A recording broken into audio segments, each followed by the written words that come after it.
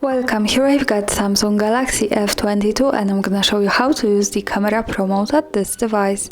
So let's start by tapping on the camera button to open it, and for now we are on standard photo mode.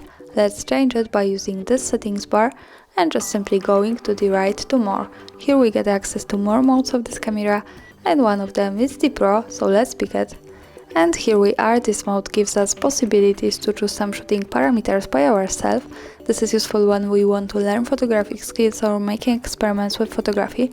So let me start with this settings bar. Let's go from the left. The first one button here allows us to control the ISO, so the camera's sensitivity to light, and by using this slider we can make it less sensitive from 100 to more sensitive to 800. So I think this spectrum is enough, like this kind of camera. We can easily also go back to auto ISO by tapping on this manual button from the right. Now let's move to the center, to next one option, the white balance.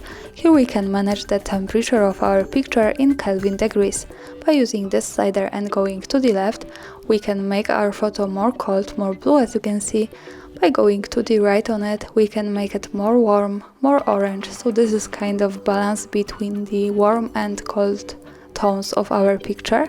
We can easily, of course, go back to auto white balance by tapping again on manual button from the right. And let's go to the last one option on this settings bar, the exposure compensation. Here we have slider with 0 parameter at the center. By going to the right on it, we can make our picture more bright. By going to the left from it, we can make it more dark, so the exposure compensation allows us to control the light of our picture.